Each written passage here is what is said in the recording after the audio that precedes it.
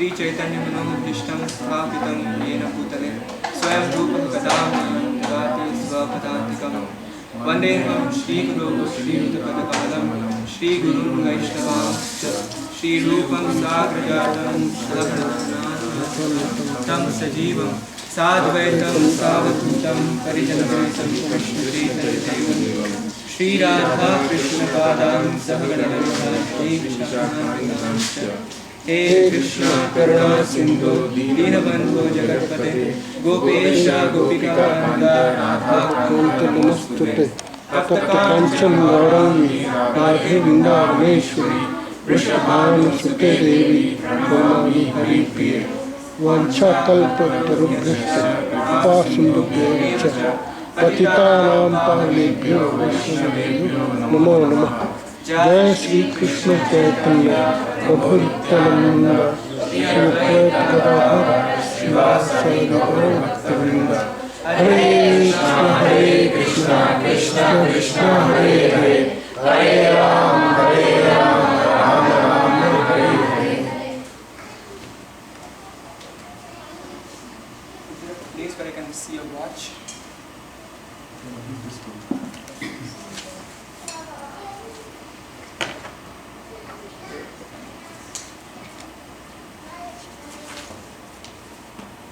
I would like to read the most famous verse, one of the most famous verses of the Bhagavad Gita, second chapter, 47th verse, as an entry point for our topic, which is attaining balance in spiritual life. Karmaneva adhikaraste ma phaleshu kadachana ma karma phala heturhur ma te samvastu karmani. You like to repeat? कर्मण्येवाधिकारस्ते मा फलेषु कदाचन मा कर्मफल हेतुर्भुर् मा ते संवस्तु कर्मणि. You have a right to perform your prescribed duty, but you are not entitled to the fruits of action. Never consider yourself the cause of the results of your activities and never be attached to not doing your duty.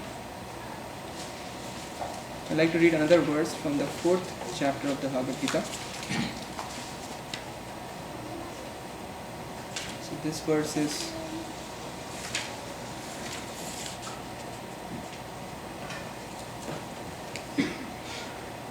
actually set of translations from chapter 4. So there is 16, 17 and 18. Even the intelligent are bewildered in determining what is action and what is inaction. Now I shall explain to you what action is, knowing which you shall be liberated from all misfortune. The intricacies of action are very hard to understand. Therefore, one should know properly what action is, what forbidden action is, and what inaction is. One who sees inaction in action and action in inaction is intelligent among men, and he is in the transcendental position, although engaged in all sorts of activities. So I hope it was confusing enough set of verses to basically carry out this discussion. Especially the last one that I read, that one who sees inaction in action and action in inaction is intelligent among men, and he is in the transcendental position, although engaged in all sorts of activities. So let's first come to the second chapter verse. Karmanyavadhikaraste ma phaleshu kadachana ma karma phala heturbhur ma te sangastu akarmani. So in India, if you ask people, you know Bhagavad Gita? They would say, yes, I know Bhagavad Gita. So what is the conclusion of Bhagavad Gita? Just perform your duty. Where does that conclusion come from? This verse. And this verse people have learned because of the Mahabharata serial, which used to start with, I think, this verse. So even if they don't know any verse, they at least know this verse. Not that they know the whole verse, but their understanding of this verse is Karmanyavadhikaraste, Karmanyavadhikaraste, Karmanyavadhikaraste, Karmanyavadhikaraste. That's it. Because the first part, this verse has got 4 parts to it. but they only take the first, like 1/4 of this verse, which is karmanyavadi karaste, which means you have the adhikar or the right to do your karma. Now in Bhagavad Gita, two terms that come and which sometimes are not properly understood. One is karma, another is dharma. So we would like to shed some light on proper understanding of these terms, and especially like when we read that verse where there is inaction, inaction, action, inaction. How do we understand all these things? So first part of this verse is saying that you have the right to perform your prescribed duty. But then Krishna immediately says, Ma phaleshu kadachana. But you are not entitled to the fruits of the action. That is a little jolt. Because you perform your duty, but because the thing is that when you perform your duty, associated with any action is that you're going to get some fruits. Whether it's good or bad, you're going to get some fruits. You cannot avoid getting some fruits. So when the fruits come, there are two possibilities. Either to throw away the fruits or to enjoy. Yeah? Only two possibilities, at least from a materialistic point of view. So there is a nice story. So there was one person who approached his guru with this very important question, which is that Guru Maharaj, how would you like me to engage my life in the most perfect way? What would you recommend I do? So the Guru said that you don't do anything, just observe what I am doing, and then you will understand. So then there was one person who came with like a lot of offerings, and so it had like some bananas, some fruits, different varieties of things, some coins. So when that was offered to this Guru, what he did was that he took the plate, he took a cloth and covered himself up, and then just gulped all the fruits that were there, took the money and put in his pocket, and returned back the empty plate to that person. So this person, like, who was observing, was bewildered. What's going on? So then the next person came, and then Guru said, keep observing. Then this time, what it did is that, like, similar kind of offering was presented with some fruits and some money and different things. He took the banana and threw it to one side. Took the apple, threw it to one side. Took the spear, threw it in the other side. Took like $10 bill and like just make it fly over. In this way, whatever was on the plate, he just like threw it here and there, and then returned the empty plate back to him. People thought like this fellow has gone mad or something. And then the third person came, and this time what he did was he took each and everything and started offering the fruit to different persons. And then he said that this is the way to live your life. And so the first thing that he was trying to show is that, like, when you get something and then you cover yourself up and you just try to gulp for yourself, that's called sense gratification. You don't want to do anything but just care about aggrandizing yourself with whatever opulence that Krishna is providing. The second class, so the first class is sense enjoyer. So whatever comes, you just want to enjoy for yourself. The second class was the class of persons who would get whatever and then they would just throw it away, like in the sense, reject, this is material, I don't want to take it. Like one time the disciples brought to Prabhupada's attention that Prabhupada, there is this Swami who doesn't want to touch money. Prabhupada is very good. So whoever is bringing money, they can come to me, I'll happily accept them and nicely engage in Krishna's service. I don't have any problem. Just whoever is willing to offer money to that person, just bring it to me. I will be happy to accept and then use it in Krishna's service. I don't have any problem in accepting money. So this is the vision of a transcendentalist. The vision of a transcendentalist is that person always sees everything in relation to Krishna and sees himself as simply as a caretaker of things that are provided by Krishna.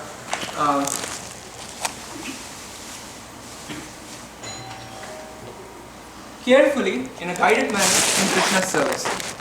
And that's all they want to do. They don't want to just waste things around that are provided by Krishna thinking that it is material or even reject.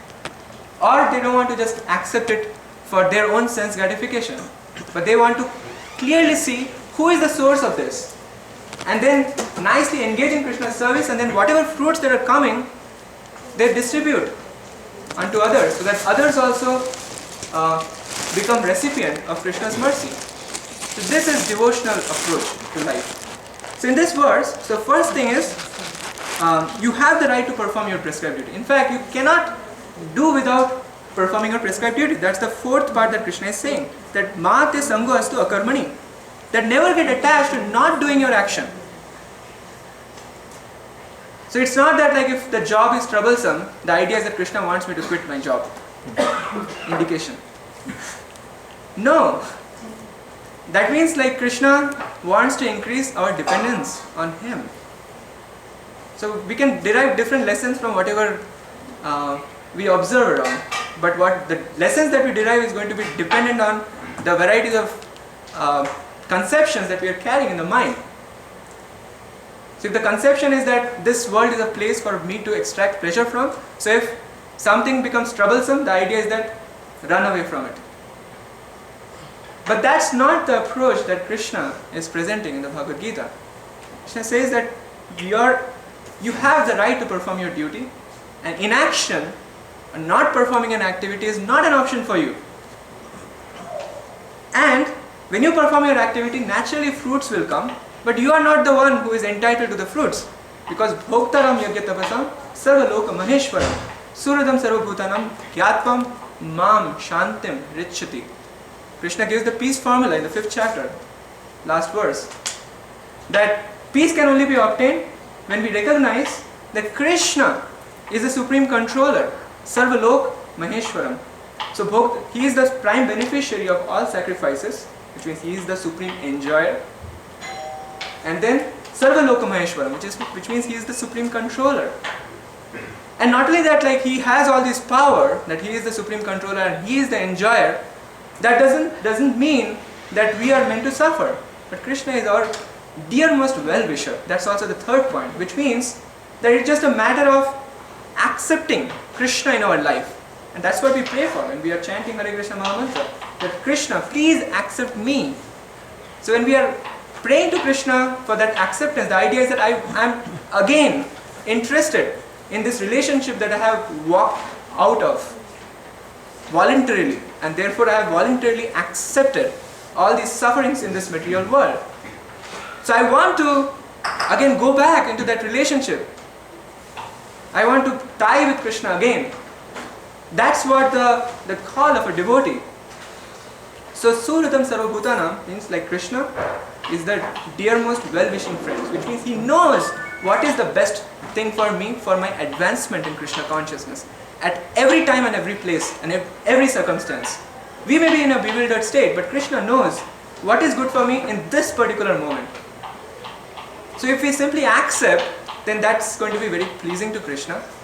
Accept means like acceptance is just the first part, but then also we have to take shelter of Krishna, and that makes the whole thing complete and devotional. So this verse has got 4 parts. The first part is karmanya vadikaraste, you are entitled to perform your action. Then ma phaleshu kadachana, you are not entitled to the fruits of actions. Now Krishna in this verse does not say who is the beneficiary of the fruits, but that he reveals in later chapters, the subsequent verses, like bhoktaram yagya tapasam sarvaloka maheshwaram, or elsewhere he says that patram pushpam phalam toyam yome bhaktya prayachati tadaham bhakti upahritam ashnami prayatatmanaha. Yat karoshi yadashnasi, yat juhosi dadasi yat tapasyasi kaunteya tat kurushva madhapana. In this way, Krishna is giving clear indication that, okay, you are not entitled to the fruits, but you are not also supposed to just throw away the fruits. Just give me the fruits in a loving way. Very clear message. So, ma karma phala heturgur. Now, this is another important component. So, what happens is that when we have a doership mentality, when we think that we are the doer of our activities. Why do we think that we are the doer of our activities? Because we are bewildered by false ego.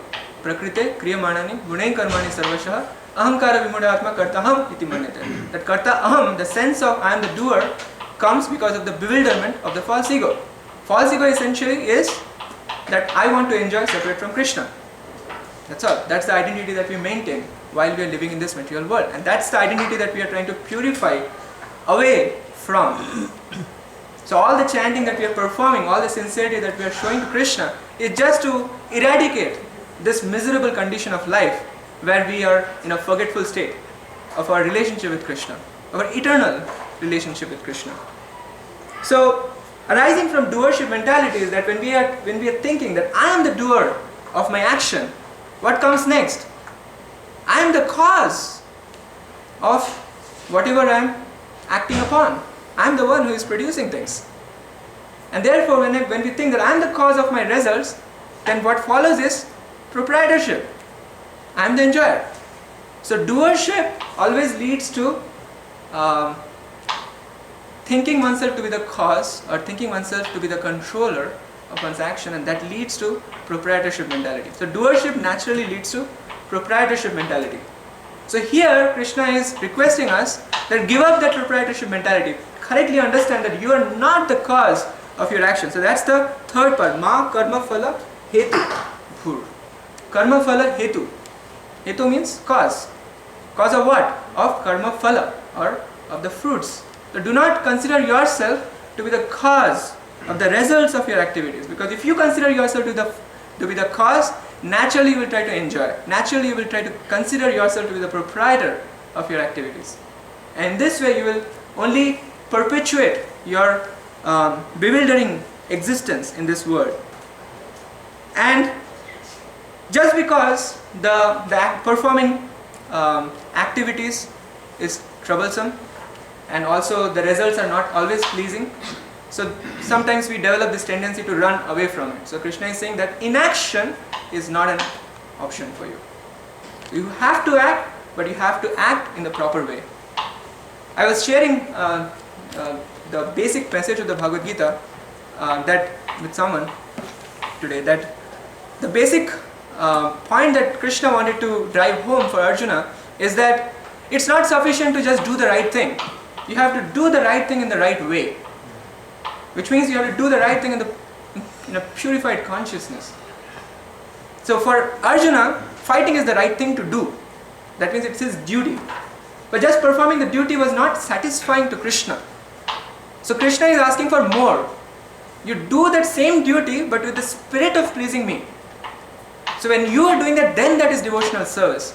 So just fighting in itself is not like very big deal. Like just following one's duty, like in our case, just like maintaining our family, like going to job, like this is what like people think as responsible life, right? Like if you are somehow able to send your children to good schools and colleges, like it is considered that you have done your job or your duty successfully, or you are following the principle of Bhagavad Gita.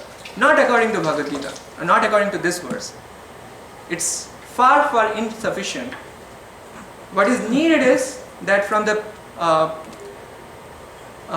side of the caregiver, they need to carefully consider how to reorient their consciousness so that they can develop love for Krishna while they are engaged in their occupational activities. And that part is the critical factor that converts any mundane action into a devotional action.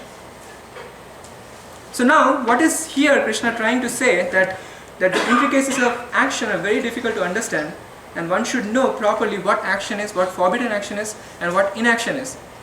So the specific Sanskrit words for these are karma, vikarma and akarma. So karma means those activities which are prescribed activities according to the Vedas and also approved by the spiritual authority. So that's karma. Akarma are those things which are disapproved by the scriptures, which are forbidden actions. And akarma are those actions which have a liberating effect. So akarma does not mean inaction. So that's where things become bewildering, and that's where we need the shelter of the acharyas. Because karma is used in two ways in Bhagavad Gita. It means action and it also means reaction to one's action. And we need to basically hear in the disciplic succession in order to understand where Krishna is talking about reaction and where Krishna is talking about action. Because in this inaction, in this word, akarma, that karma part is not just saying that it's akarma, don't do anything. That's not the import of akarma. Import of akarma is those kinds of activities which do not have any reaction to it. So what are those activities? Those are the devotional activities where we are doing things for the pleasure of Krishna, explicitly considering what is going to be pleasing to Krishna before we act on anything. So that is what is inaction, or that is what is akarma. So when Krishna is saying that one who sees inaction in action and action in inaction is intelligent among men, and he is in the transcendental position, although engaged in all sorts of activities. So here it's a very beautifully presented point. So when Krishna is saying that inaction in action, that means that there are activities, even if the performer is totally involved in those activities, but it does not have any reaction. So you are actively involved in something, but they do not have any reaction. So you are able to see inaction in action. So here the inaction, the first inaction is referring to those activities which do not have any reaction, or not having reaction essentially. And the action itself is just referring to the activity. So when you are able to see that there is a possibility of doing activities which do not have any reaction to it, then you would be like really aiming for the transcendence. Then you would know how to live your life according to theistic conduct. And the second part is that action and inaction. So this inaction means literally inaction, in the sense that you succumb to inactivity, which means that you want to just leave your regular occupational duty and you want to leave for the forest, and then you want to basically think about how to become self-realized. So that is, Krishna is saying that if you are not ready for that and you are taking that step, then there is action involved even in that inaction, which means there is reaction involved even in that inaction. And what is that reaction? The reaction is the mind is dwelling on the sense objects, and therefore automatically it will translate into inappropriate action whenever there is an opportunity. So that kind of premature renunciation is very dangerous, and Bhagavad Gita never recommends such a thing. All throughout Bhagavad Gita, Arjuna from time to time has the same question pretty much. Should I fight or not fight? And he tries to zoom into certain statements that Krishna makes and tries to analyze in the understanding, oh, Krishna is saying avaram karma, that you should not be doing abominable activities, so I should not fight. So he would like pick and choose certain points to justify an attachment that he was carrying, that he should not fight, because he wanted to run away from the battlefield. But Krishna again and again he would bring Arjuna back. No, that's not what I'm saying. What I'm saying is that you're supposed to do action, but supposed to do those actions which are not supposed to incur any reaction whatsoever. And that's only possible if you are doing that exclusively for the pleasure of Krishna. That's the most important message of the Bhagavad Gita, which gets missed, like when we just read as a casual reader, or when we don't come across Prabhupada's Bhagavad Gita, or when we do not read Bhagavad Gita under guidance, then we reach upon different varieties of conclusions to suit our own attachment, or trying to justify our own attachment and try to see that, okay, I'm following Bhagavad Gita. But that's not the way we should approach Bhagavad Gita. The way to approach Bhagavad Gita is that it's meant for my transformation of consciousness. It's going to give us ideas and different attitudes that I am not usually used to. So I have to take the high road, understanding that like it is telling something higher, and that can be understood only when we take the message under guidance.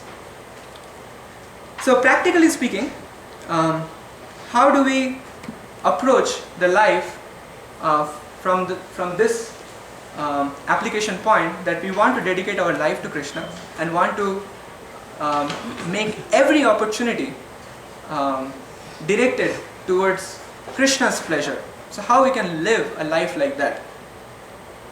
So there is a wonderful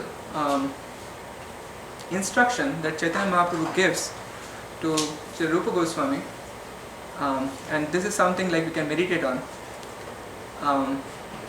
First is that before we go there, let's try to understand this carefully, that when we talk about balance, we immediately think about that the picture comes to our mind. There is a balance, on one side there is something, on the other side there is something, and you try to balance the two together.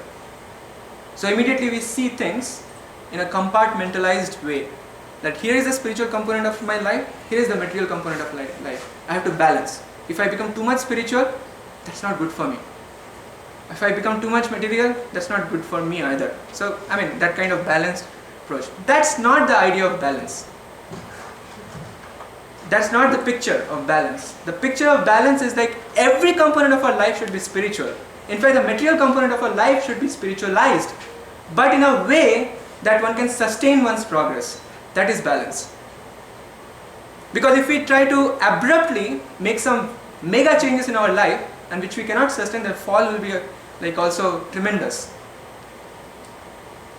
So which means like it should take the path of spiritual life in a guided manner, in a manner that like we can stay. Like every step that we are making, we can be very strong in that stage of our life. So part of that is also knowing where we stand. Like suppose, so in general, for walking on the devotional path, you need essentially three things. One is clarity of the goal. Where am I headed for? Right? Where do we stand right now? And what is the process to reach there? If we do not have the clarity of the goal, we don't know where we are headed for. Or if we have the goal, but we are bewildered about the process, then also it's not going to help. Or even if we know what the process is, we know the goal, but we don't know where we stand, then we would make these kinds of steps which are actually premature, renunciation kind of step, so which are detrimental to our progress in Krishna consciousness. So we have to be very careful about how we progress in our spiritual life. So that means our life needs to be guided.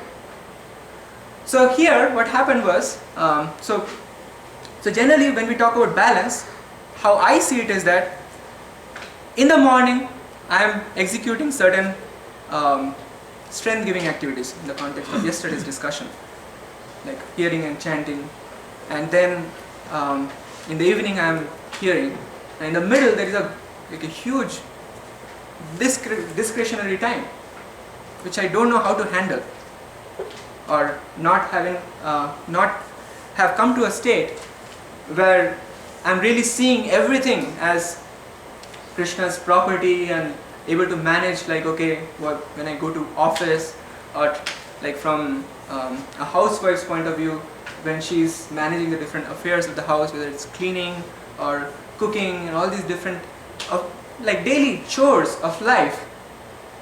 How do you deal with them in a Krishna conscious way?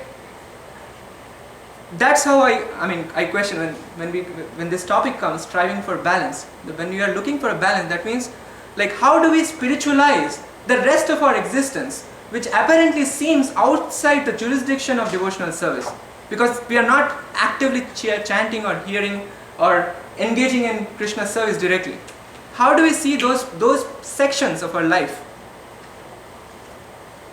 So that's why like I chose this topic, because it's very bewildering. So in my own life, it's only by the mercy of my spiritual master I developed some clarity in this domain, and that's why I wanted to share some aspects from there. So first of all, in our life, we need to have a missionary spirit. In our life, we need to have a clear identification of the goal where we are headed for. If we are sure that, okay, I want to go towards rekindling my love for Krishna, or going towards the ultimate goal, which is going back home, back to God, as Srila Prabhupada puts it, if really we are serious about that, then we would try to see our overall life as like a mission towards that aim. And as we are walking down that path, we want to also help others who are in a bewildered condition to reach the same goal. Because from our whatever limited experiences that we may have of receiving Krishna's mercy, we find that, okay, that's a very joyful moment. And I would like everyone to experience that joyful moment. So when we approach life in that way, that's what I mean by missionary spirit. So when we go to office, I'm talking from that perspective because that's where I'm most familiar with. So idea is to see that, okay, I'm not going to an office just to serve some mundane personalities, or to contribute to some whatever materialistic goals that are considered valuable from the company's vantage point. But I am going to a place where I want to serve Krishna. Although apparently it may look like, okay, this is my immediate boss, but my real boss is Krishna. So first is having that picture, that Krishna is my real master. Okay? So now if we hold on to that fact, then when we are working, I want to do whatever I am doing in the best possible way. Not because my work itself is very important, or it is very meaningful, like it is doing some nice service to the society. No, because I am representing Srila Prabhupada.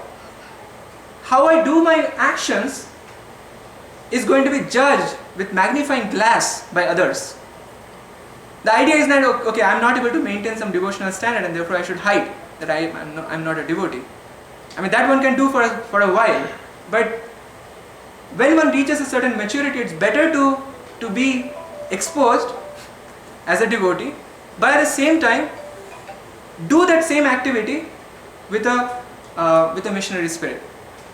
Which means that whatever I do, I try to think that if I am doing, how I can make sure that they are able to see Srila Prabhupada's movement in a way that's actually beneficial for their advancement in Krishna consciousness. So even in the office, we see it as a preaching field, but in a very subtle way. We don't try to look for a colleague and start striking discussion on Bhagavad Gita. If you try to do that, that's going to actually only do harm. But we try to do things in a very matured way. We try to see like where things are a little more conducive in presenting the philosophy of Krishna consciousness. And the most interesting things happen when we face challenges in that office environment, when the circumstances are not normal. And if in those moments we are able to apply the principles of Bhagavad Gita, we'll emerge victorious. And that victory is not about really making sure that the product itself is getting shipped, or the product is getting shipped in good quality. All those things are immaterial. But while I am doing my work, I am able to maintain my consciousness in such a way that I want to only please Krishna. Because the judgment of whether something is a success or failure, that is a different, it is judged on a completely different criterion. Whether I am able to remember Krishna, whether I am able to bring Krishna to my thoughts, even in those adverse circumstances. And lo and behold, or believe it or not, you will find that even though things may not pan out in the best possible manner, but people will be observant of your qualities. They will be able to see that, okay, this person was able to maintain his calm even in the most difficult situation. How is this person able to do that? then they will, at some confidential moment when they are going through some terrible situation in their life, they would approach that, hey, like, I find you to be like most of the time very sober. How do you manage to accomplish that? That's the time for entering into the discussion on Bhagavad Gita. So you see, like, in a subtle manner, that office environment can become a preaching field, but not like an enthusiastic preacher who just wants to transform like with a stick, but rather like it has to be done in a careful and matured manner, and it is done properly by working on our own Krishna consciousness. Then it will have a very wonderful effect, and one can do really lot of wonders even just by going to those places which apparently do not have anything to